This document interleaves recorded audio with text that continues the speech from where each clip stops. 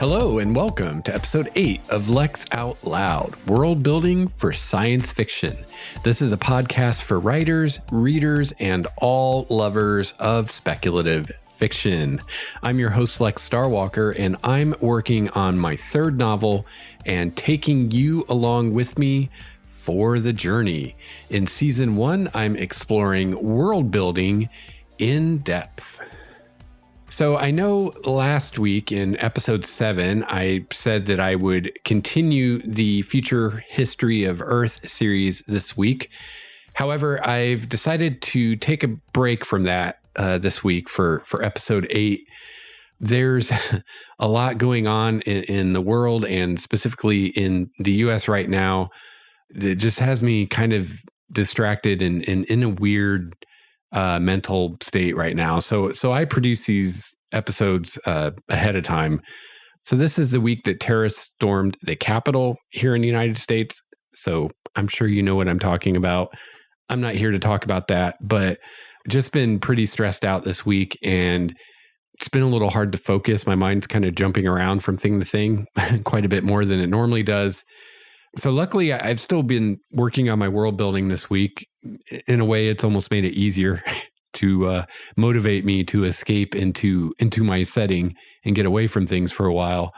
But I'm just not feeling the kind of focus that I feel like I need to really delve into this future history stuff. Also, I know last week's episode was pretty long and may have been a bit dry for some of you.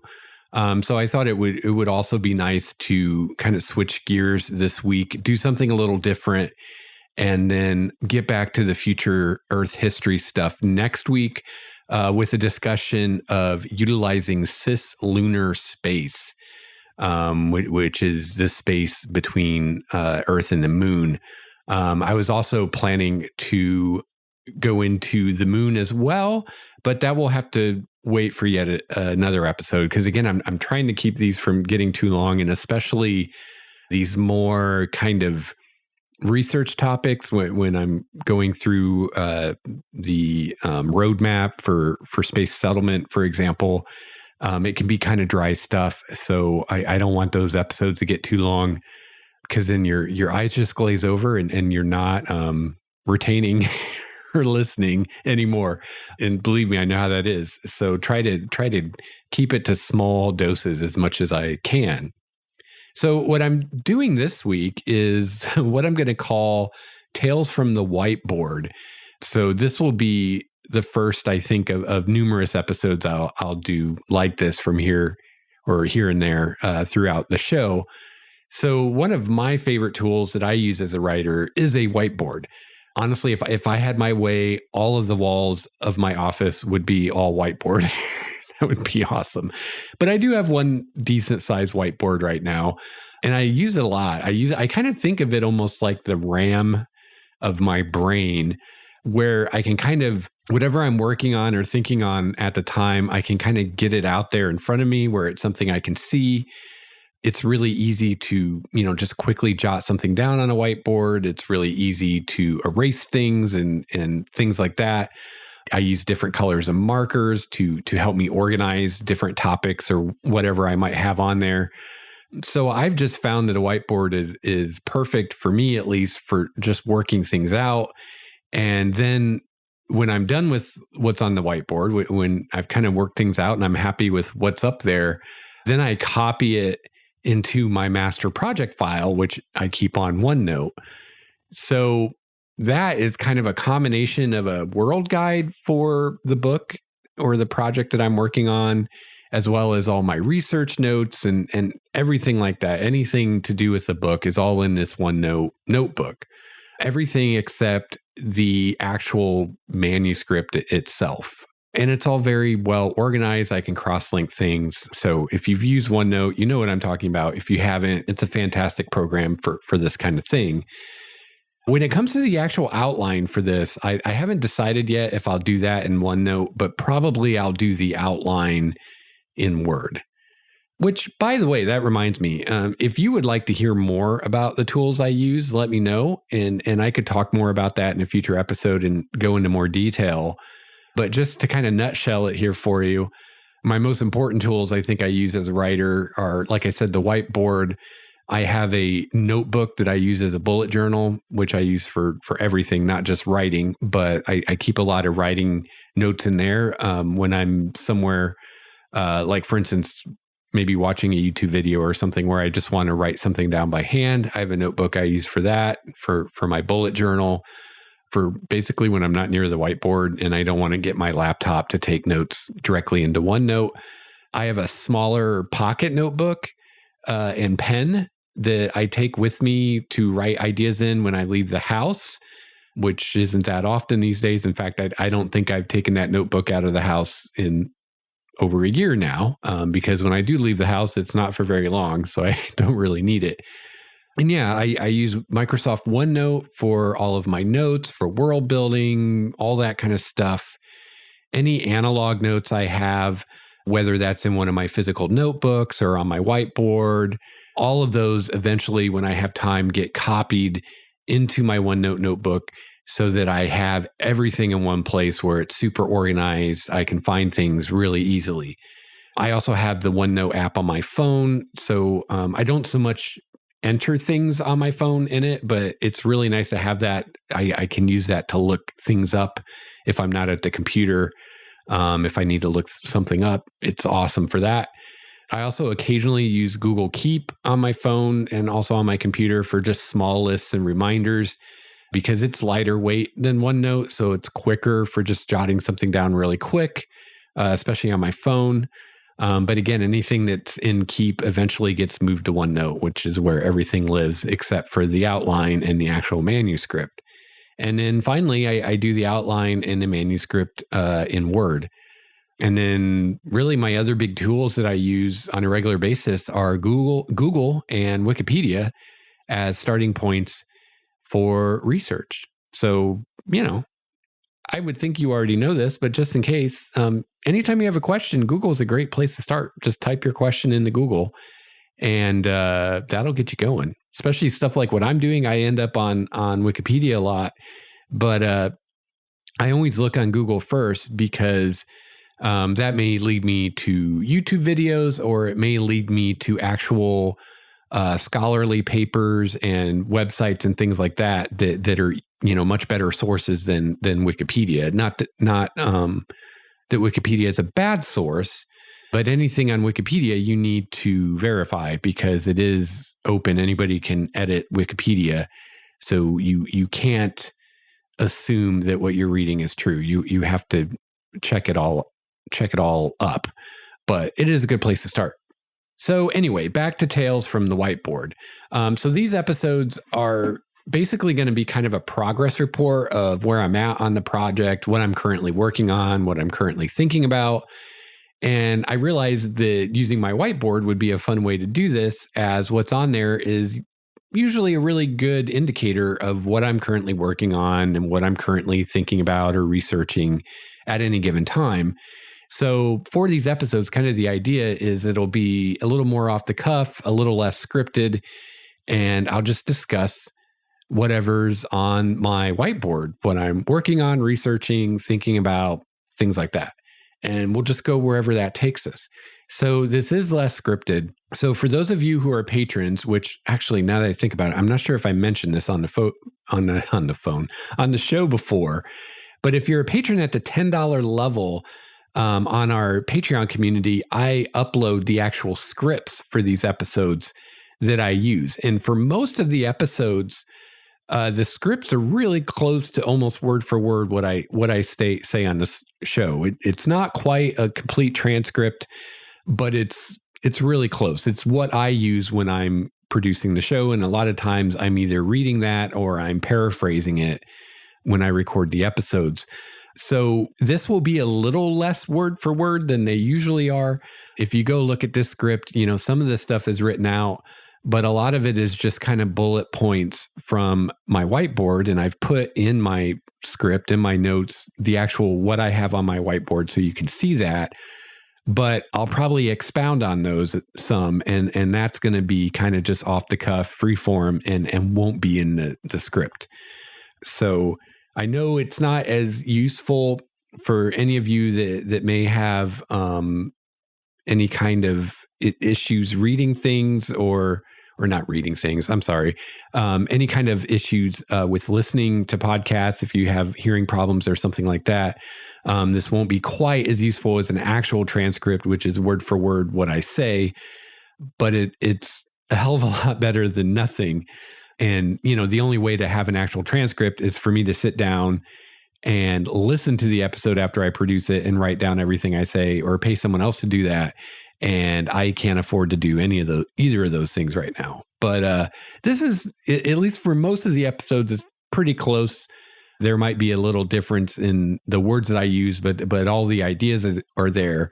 But in these Tales from the Whiteboard episodes, there will be a little less of that. It will be more of an outline of what I talk about and less every little detail. So I apologize for that, but for now, that's the way it is.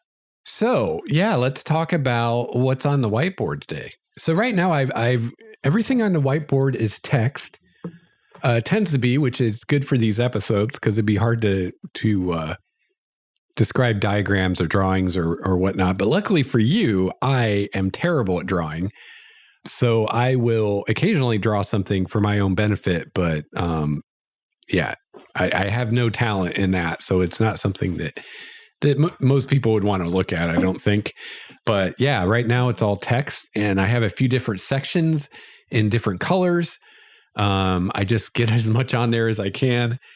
And then once it's full and I'm happy with what's on there, I copy it into OneNote and then I erase it and start anew. So the first section I've got on there today is everyday technology. So this is something I actually think about a lot. And when before in the show, I've talked about for the last 8 or 12 or whatever years it's been that I've been kind of mulling over this setting off and on and in the back of my head. This is one of the things I've thought about a lot is what is the technology that just the average person interacts with every day? So if we were to draw a parallel to us today, or say me today, because I don't know who's all listening to this, but for me, this would be my smartphone, my laptop, my desktop computer. I mean, those are the big ones, right? And then various kitchen appliances, PlayStation 4, TV, things like that. So to me, at least, it makes sense to think about those things as a science fiction writer, because those are things that you will be describing in the book because your characters are going to be using them and interacting with them. And it's a great way to show your setting and to show ways that things are different from what we're used to and maybe some ways that things are the same or very similar. So it's something I think about a lot for that reason, and also just because I find it really interesting. It's a really interesting thing to think about where technology is going to go and how it's going to affect just day-to-day life. I'm old enough. I remember when cell phones first hit the scene. I remember when cell phones were this package that you would carry with like a shoulder strap. I mean, they were that big. Or they were just installed in your car and weren't something you could remove from the car. And there was an antenna for it on the outside of your car. Only business people or fairly well-to-do people had them. And then I remember the flip phones when they got a little more or a little cheaper and more people had them. I even remember pagers. I remember at least where I was. There was a very brief period where at least me and my friends were using pagers because we couldn't afford cell phones. They weren't that cheap yet. And the only people I knew who had cell phones were drug dealers, basically. But, and again, businessmen, things like that. But as far as people my age, it seemed like all the people selling pot had cell phones, but that was about it. But some of us had pagers for a very brief window. And then the cell phones got cheaper. And I remember back then, Motorola flip phones were pretty big. Or actually, this was before flip phones even. This was when Nokia was really big. And then we had the flip phones. And then we went to smartphones. The first of those I think was the original iPhone. And now, smartphones are, I'm not going to say everyone has one, but at least here in the United States, it seems like most people have them, even children have them. And so many of us, I know I'm like this, we almost never use them as an actual phone. I know personally, well, we just had the holidays, so I made some phone calls and received some phone calls for the holidays. But there are probably months that go by that I never actually make or receive a phone call. But I use my smartphone every day for text messaging and for, Discord and Twitter and browsing the internet and Wikipedia and stuff like that. So it's just really interesting to me because in my lifetime, I've seen day-to-day tech change so much. I remember when the first PCs were a thing. I remember when people first started getting computers in their homes. And now, again, it's hard to find someone that doesn't have a computer in their home or like me, I've got a laptop and a desktop. And plus, my wife and I both have smartphones, which are little computers. And so, yeah, I find that really interesting. So recently I decided that I would start writing down some of the things that I was pretty solid on, that I'm pretty sure this is how it's going to be in the book. So the first thing I have here is AR, which is to say augmented reality. So this is where you have perhaps an overlay that you see within your field of vision that maybe gives you information. So you'll see this in science fiction movies and TV shows and in a lot of video games where maybe you look at someone and you see data that's telling you, their name, what their profession is, things like that. Or you might be wanting to go somewhere and have an overlay in your heads-up display that's showing you your path that you need to take to get where you're going, things like that. And so basically the way I think of AR, at least how it's going to be in my setting, is it's basically replacing screens, monitors, displays on devices, things like that. So anytime you look at your phone, whether to see a picture or a map or text or information, instead of having an object that you have to look at to do that, it would be something that would just be, you could call up within your visual field. I used to think that we do that through contact lenses or glasses that people would wear. And those things do exist and have existed for a while, but haven't really taken off. And I have a feeling probably never will, that by the time that kind of idea really takes off and people really want that, we'll have better solutions that are, some kind of subdermal implant or something like that. So that in my story, people are going to have some kind of implant that feeds directly into their optic nerve to be able to send visual information directly to their brain, which, bypasses the eye entirely. So if you have someone who's blind or has poor eyesight, it's not going to affect their AR. They're still going to be able to see that, assuming the visual parts of their brain are working properly. So that will be something that everyone will have. Also, I'm thinking people will either wear some kind of device on their wrist, or again, depending how advanced the technology ends up being, this could be some kind of subdermal implant as well.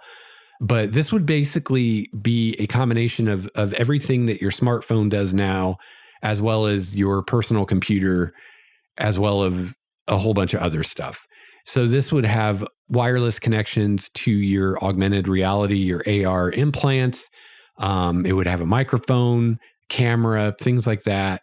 It would be used for communications like we do now, texting and calling, things like that, displaying info via your AR system, interfacing with other technological devices, monitoring and controlling your various implants and things like that. People would also have nanites, small molecular sized machines within their bloodstream to help monitor health and vital signs, things like that. And these would also be able to effectively administer some, quote, medications by controlling hormone and neurotransmitter releases within the body. So at least some of the medications that we use now, that's what they're doing, is they're stimulating the body to release certain hormones or stop releasing certain hormones and or neurotransmitters. So you can kind of cut out the middleman. If you have something in the body that can control those processes directly, you don't need to do it through drugs. So these nanites would also be able to control fertility in males and females. And the default setting would be off, of course. So basically, the only way someone could get pregnant would be both people would have to consent to getting pregnant, because if either one of the two people don't want that to happen, it's not going to happen, because they both have to turn on that function within their bodies. So this will get rid of or replace the kind of birth control that we have today. These nanites would also aid in digestion and eliminating waste, which would include getting rid of unneeded calories and cholesterol before they're stored in the body in a harmful or undesirable way. So at this point, you would, to some degree, be able to eat what you want and not, be overweight or have high cholesterol, things like that, which be pretty sweet. And hopefully by then, we'd have a much better understanding of nutrition as well. So we would be able to have much healthier diets, because there are things like phytochemicals right now that we just don't really understand at all. There's a lot with digestion and nutrition that we just don't understand yet. So presumably a lot of that will have been figured out by then. So we will be even healthier and be in more control of our health than we are now. And, this is a whole can of worms, but, a big part of the problem, like here in the United States, we have a huge problem with obesity. And a big part of that is our brains evolved and our bodies evolved in an environment where nutrition was scarce, and you needed to binge when you could and feast when you could. And the body needed to store as much energy in the form of fat as it could for lean times. And biological evolution is much slower than technological and cultural evolution. So, most of us today don't have to worry about scarcity anymore.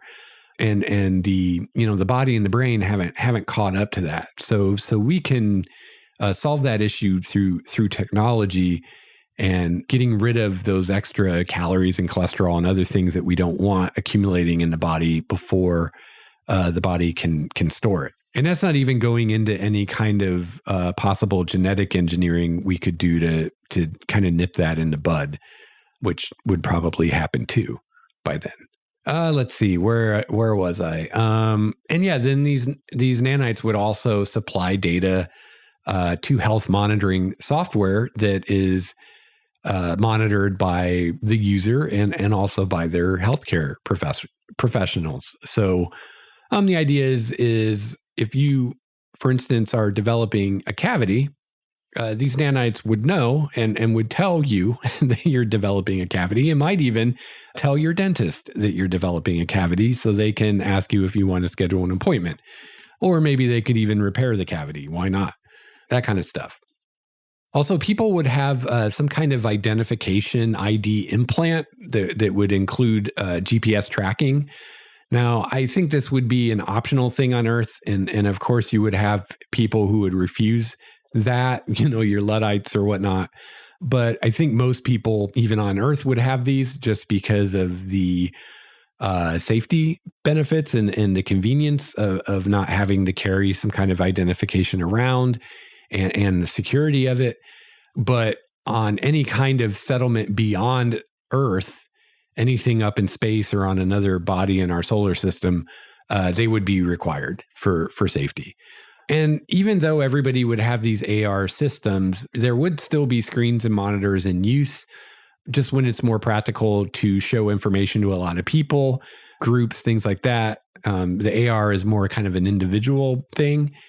And there are going to be people that prefer screens for whatever reason, maybe for specific purposes or applications. So those are just some thoughts on some of the technology that just everyone would have access to and would use on a day-to-day basis. And, as you can see, a lot of this is similar to what we have now, or is just an iteration or a evolution of what we have now. So as you know, I've been thinking a lot about the setting of my book, and I've been kind of thinking about the plot, but not super concerned about the plot until I get the setting nailed down to where I feel like I know it enough that I know what kind of people will be in that setting, and then I can start thinking of characters. So kind of my order of operations here is I'm developing the setting, then I plan to develop some characters, and then I plan to nail down what the plot and what the conflicts are going to be. And that's just what makes sense to me. That's not how you have to do it. So I'm getting the setting where I want it. So I've started thinking a bit about characters and plot.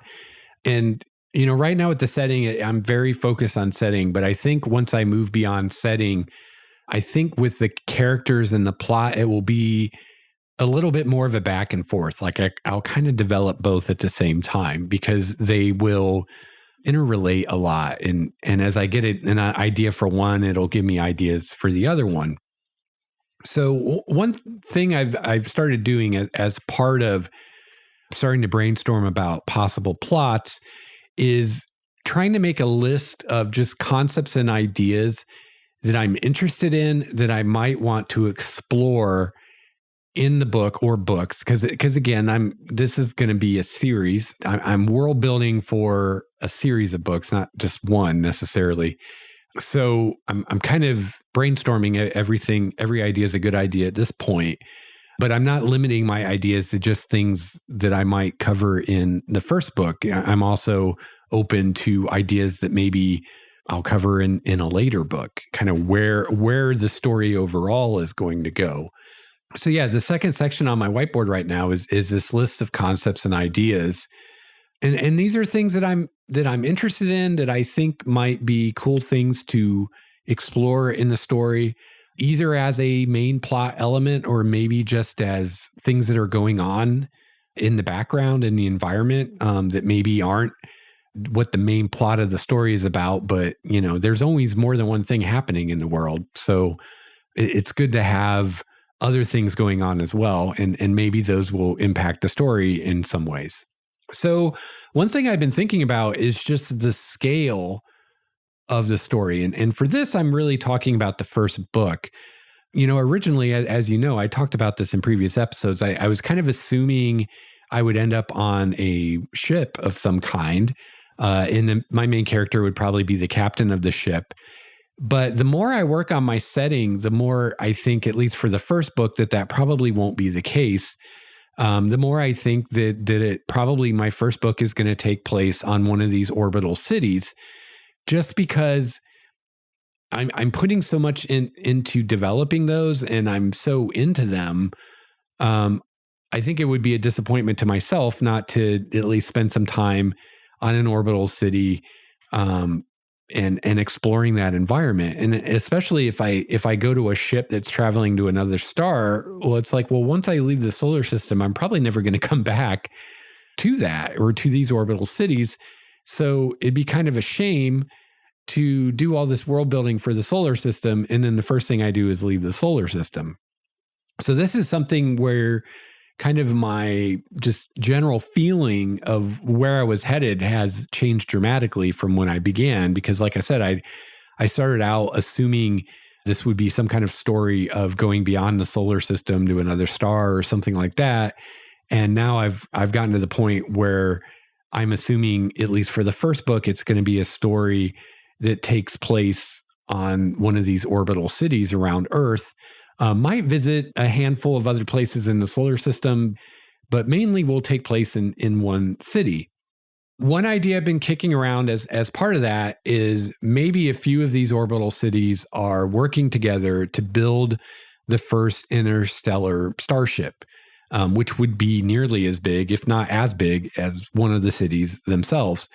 So if I do this, probably what I would do is this would be something that would begin to happen maybe in the first book or in a later book, but it would be something that would be happening kind of in the background that you would know about through the story of like, oh, these cities are banding together and they're discussing building a ship that they're going to send to, I don't know, Alpha Centauri or something.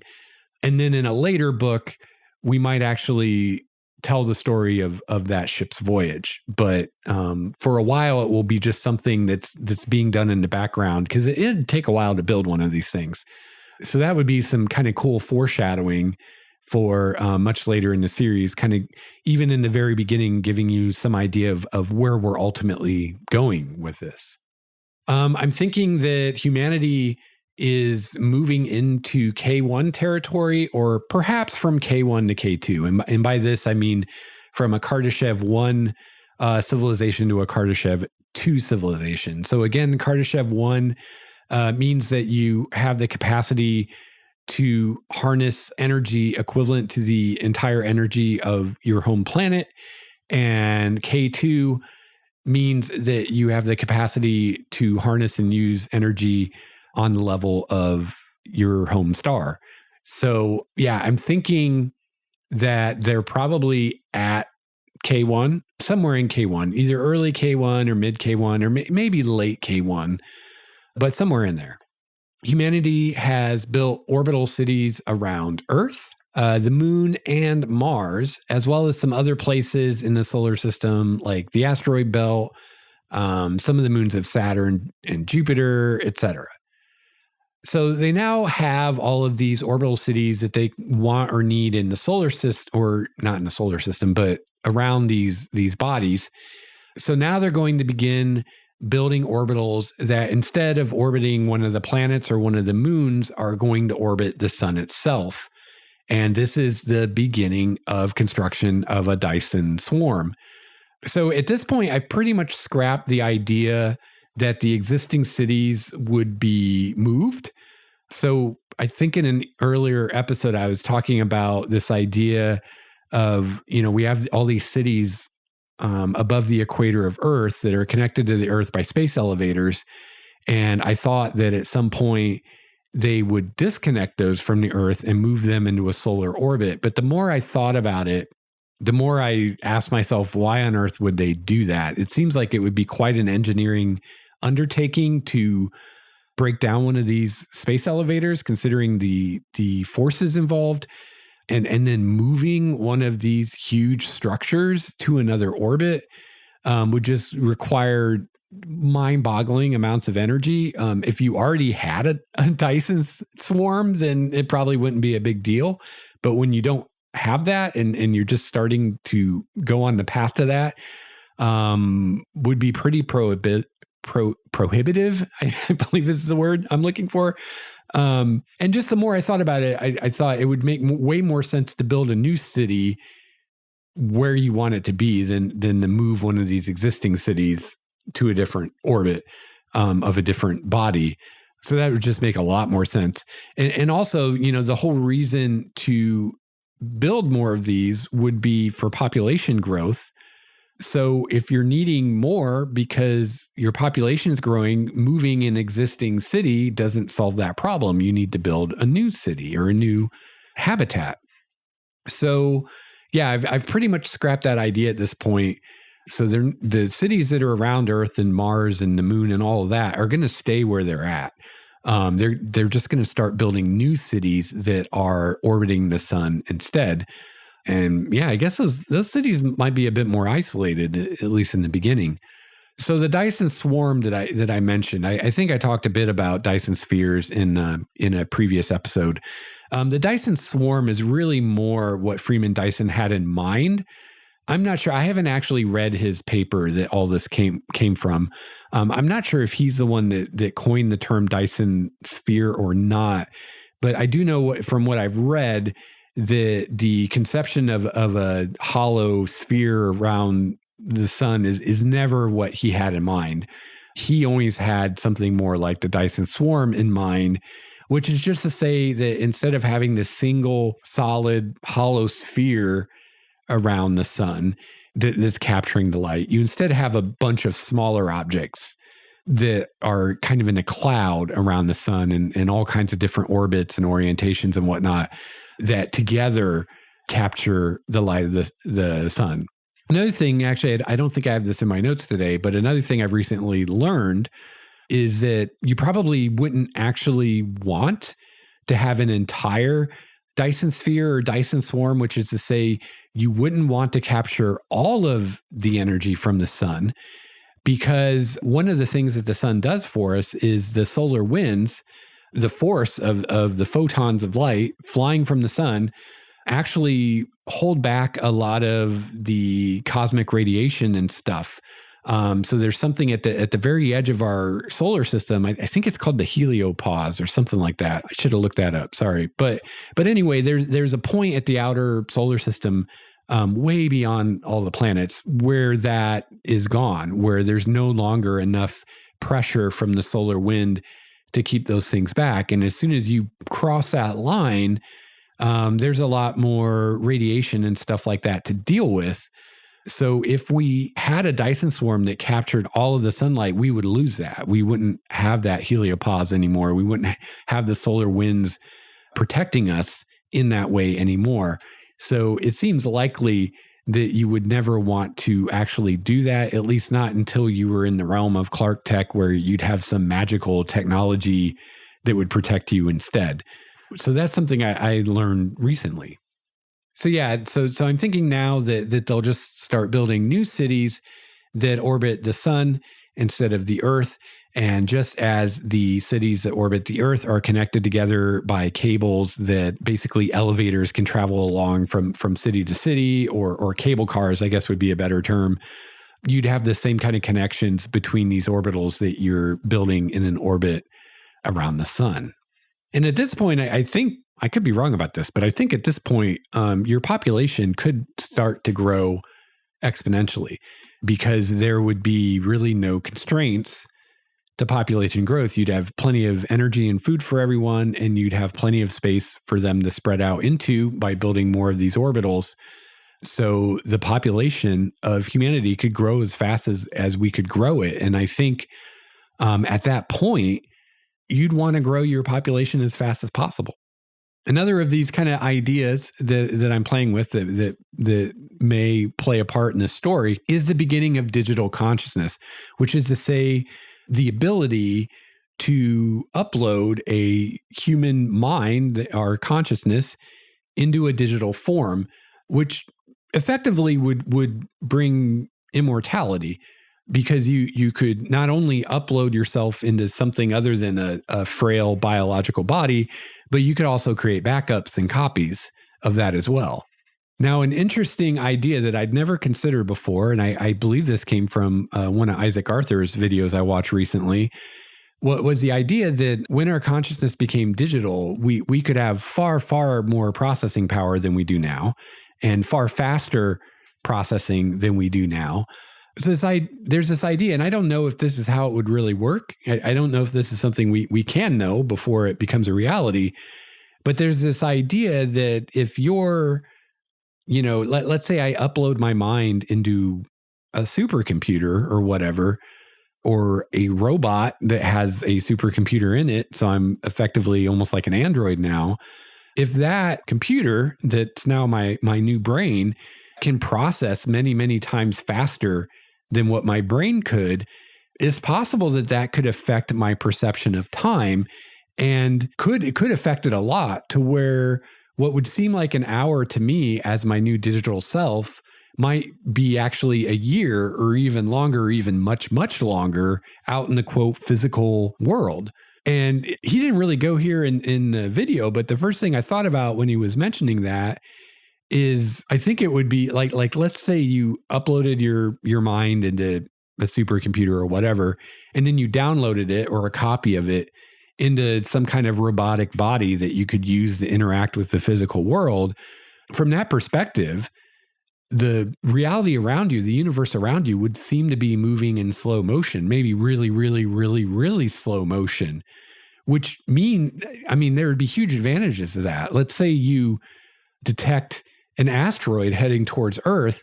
Well, now, instead of having maybe, weeks or months before the thing hits, now from your subjective point of reference, you've got maybe thousands or millions of years to prepare for it. Now, your machinery and whatnot that you're using is not going to move at that high rate, but your thinking will, as far as coming up with ideas and doing computer modeling and all that. That could all go at super, super high speeds. So that'd be a really interesting concept to play with. This is really random, and especially since, at least at the beginning of the story, I'm not planning to leave the solar system.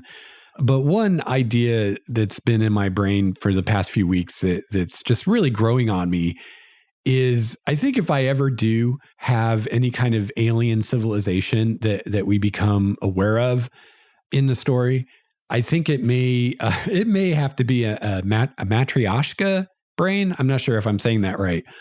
So this is basically this idea, and you can check on like Wikipedia for more about this. But this is basically if you had something like a Dyson Swarm, but instead of the purpose of that being to provide habitats and places for people to live and energy for them to use for that, if instead you harnessed all the energy of your sun and put it all into computing power and basically made this solar system sized supercomputer. So I think that would be a cool idea for what an alien species we might encounter would be like. It would actually be this solar system sized supercomputer that would make the Borg seem like, I don't know, child's play, less than child's play. I mean, we'd be like, oh my gosh, the Borg were like cuddly teddy bears compared to this thing, as far as what it would be capable of. But yeah, like I said, that definitely not something I'll use in the first book or even the first few books, but it is a kind of pie in the sky kind of thing that I've been thinking about.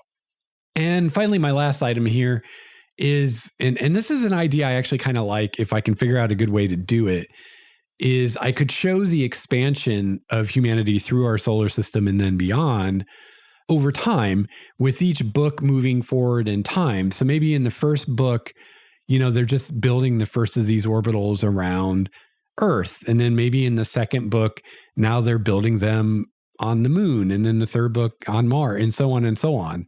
So I think that would be fun. And it would be, there'd be kind of an educational element to that I think is really cool that you could show. Because, most science fiction I've seen kind of shows you the end state. It's like, here's humanity in this whole new reality in the future. And this might more show the steps in between that, like how we got from where we are now to that ultimate future reality. And that really appeals to me. In order to make that work and to make it work well, because it's not worth doing if I can't do it well, is I would need one or more through threads to connect all these stories together. And preferably that through thread would be a character or one or more characters. So that could either be a single character through all the books, if they have immortality or a really long lifespan, either through being a digital consciousness now, or just through better medicine and genetic engineering and biotechnology and all that kind of stuff, nanotechnology.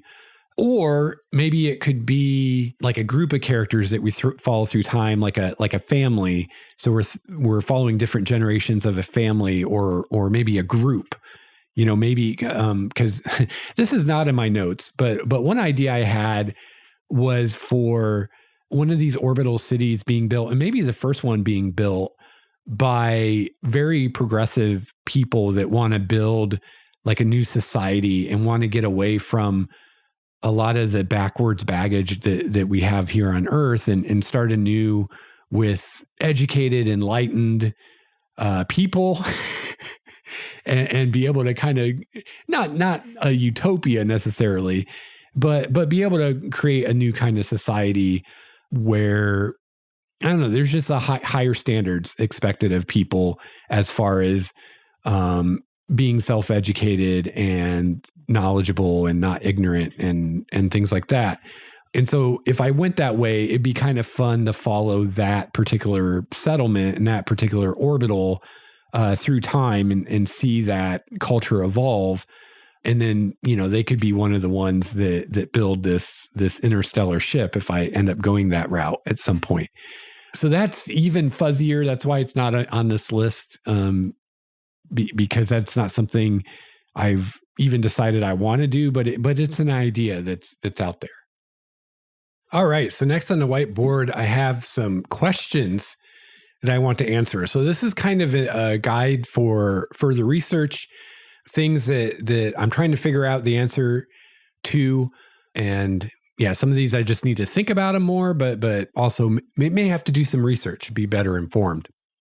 So my first question is, how does an interstellar starship moving at relativistic speeds, and by that I mean a significant fraction of the speed of light, avoid collisions with dust particles, etc.? Because at those speeds, even hitting something weighing a gram would destroy your ship. And even hitting something smaller like a dust molecule could do significant damage. So this is something I've already started researching a little bit. And at the end of this, I'm going to share some of the stuff I've been reading recently in case anyone's interested. So you can learn more about it too if you want.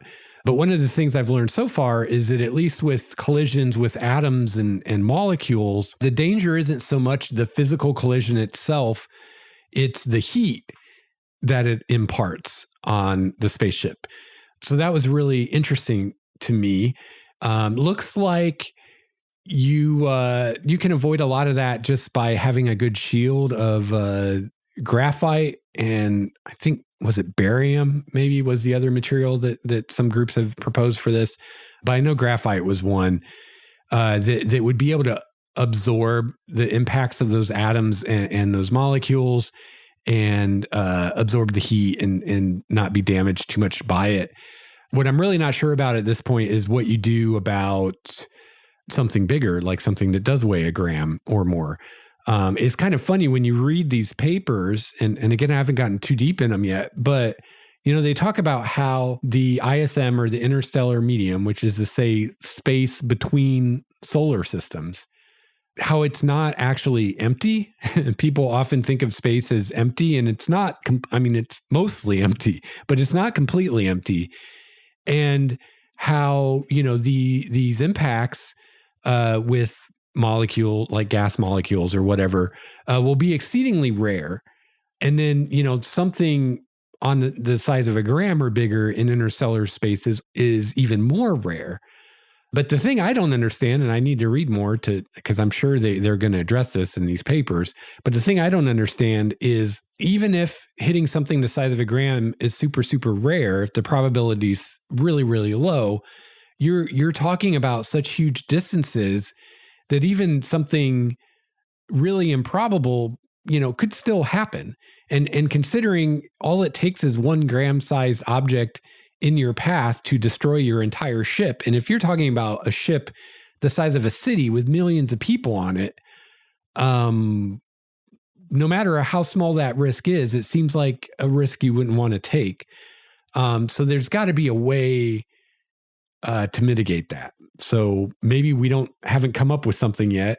I know as far as the molecules and the atoms, like dust molecules, you can use lasers to destroy that stuff before you get to it. One of the ideas is the Starshot Initiative, which is a very small spacecraft called a nanocraft that will be propelled to Alpha Centauri using a huge solar sail that will be pushed by an array of powerful lasers here on the surface of the Earth.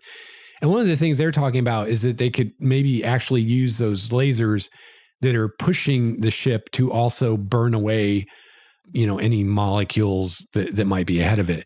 But I don't think that's going to help you with something as big as a gram or more. So yeah, I need to research more of this. And I'll have a link to that Starshot Initiative in the show notes if you'd like to learn more about that. It's pretty cool stuff that they're working on. My next question is, how would we approach spreading to another star system? Would we even send people? And that's a big question.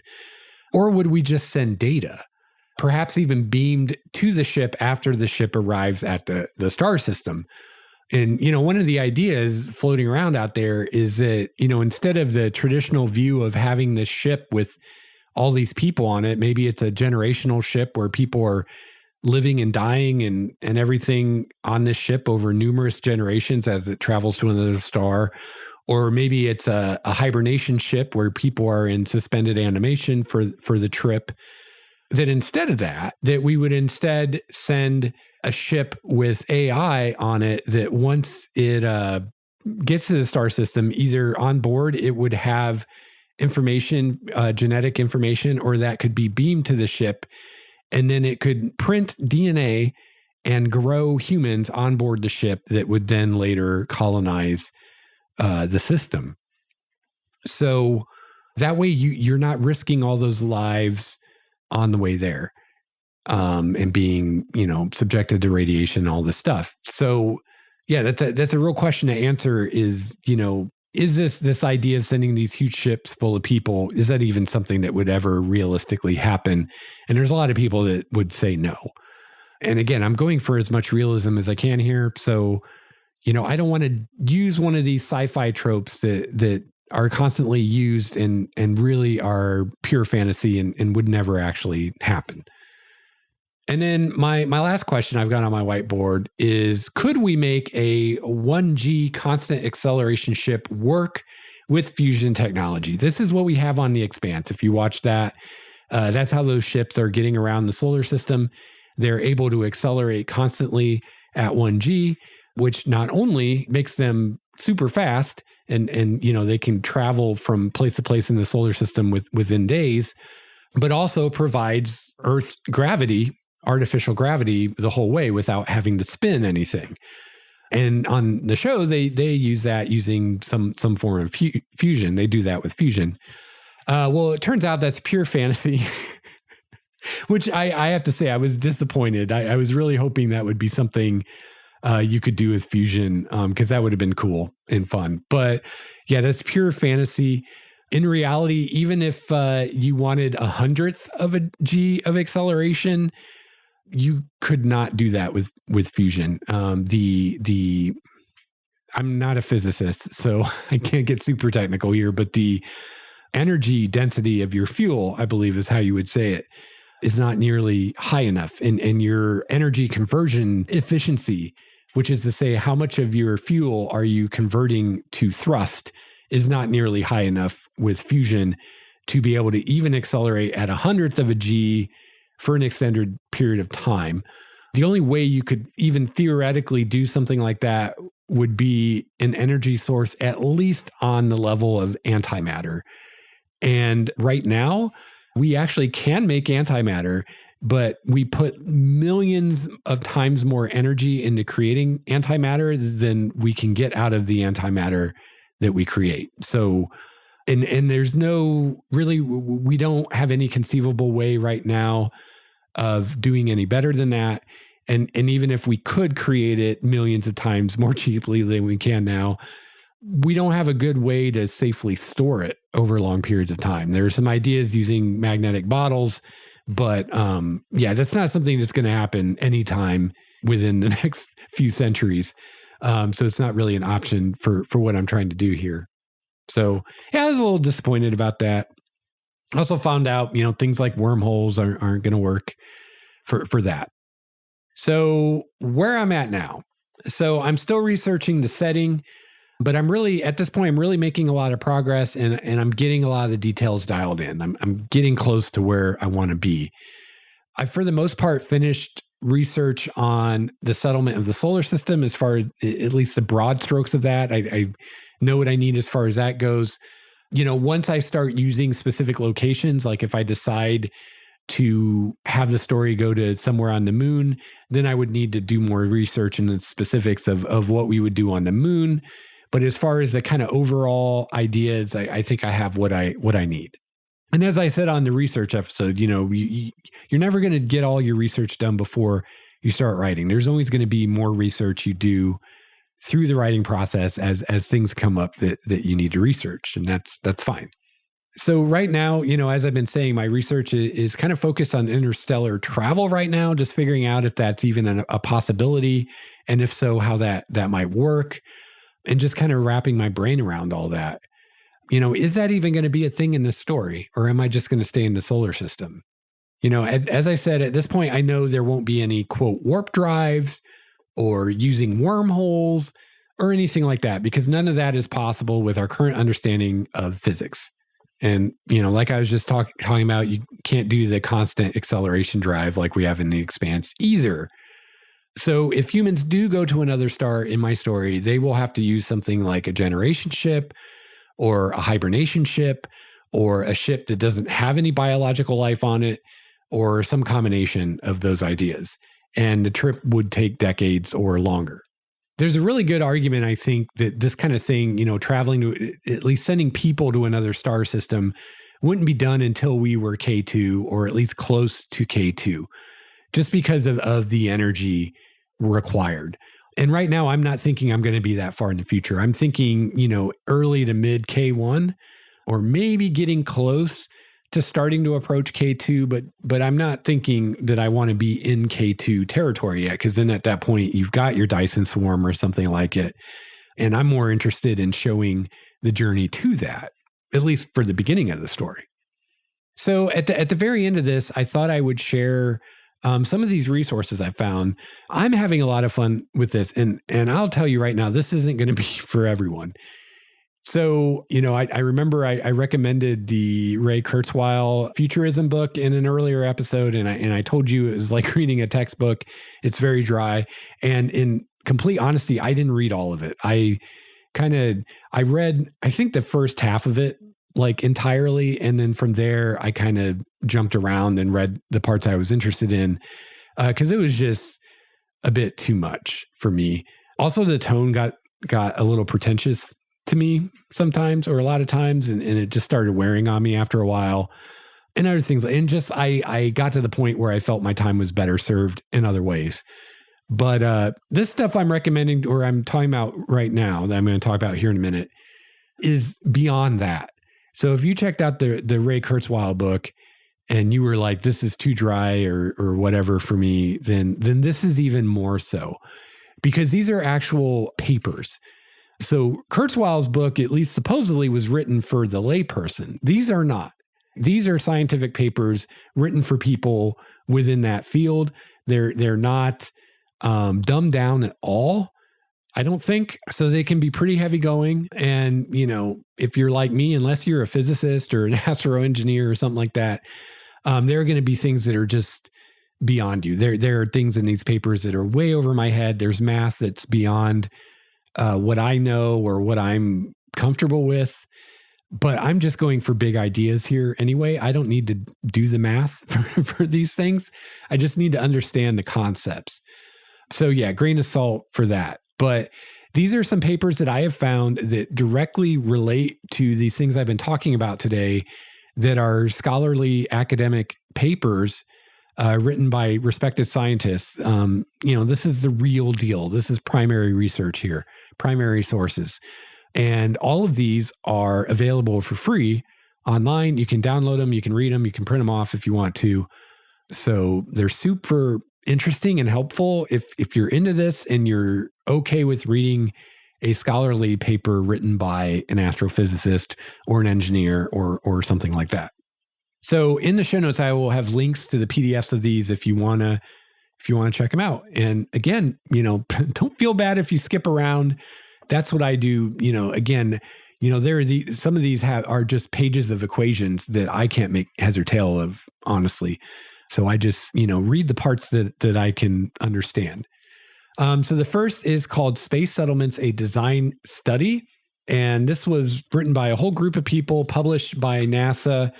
This thing is somewhere around 160 pages. But this is, this was published in 1975. So this is actually, before, when I was talking about the O'Neill cylinders, this is it.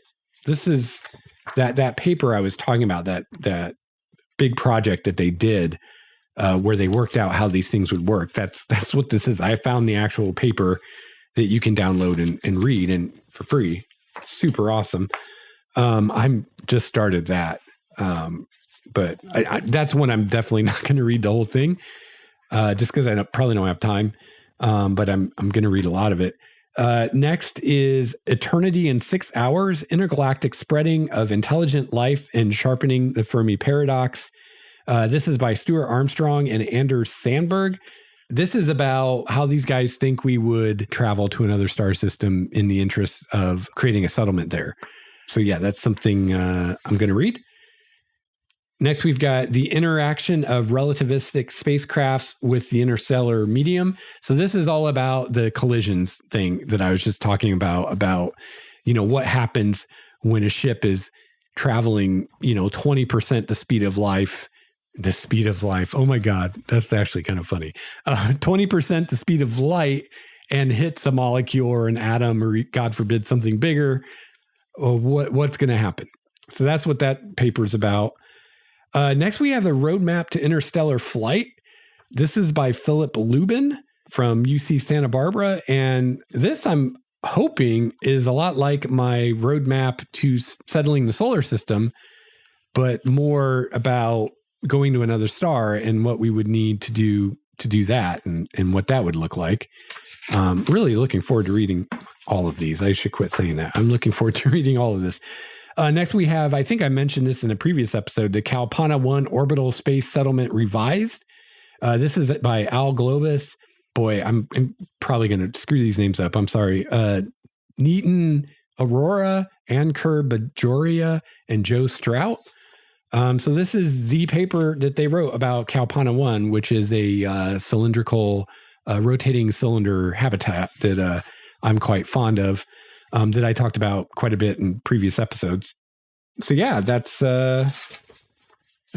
some resources for you. If you really want to exercise your brain, go ahead and read some of this stuff. So again, I'll have all those linked in the show notes if you want to check those papers out, as well as the website for the Starshot Initiative, if you want to check that out. All right, so that's going to wrap it up for episode 8. Hope this one doesn't end up being too long. If you would like to reach me, you can email me at lexoutloudpodcast@gmail.com. You can call my voicemail at 951-465-5391. And you can join our community on Discord. Also, want to let you know again that I've changed the Discord so you can join the Discord without being a patron and join us there without having to support the show if you don't want to.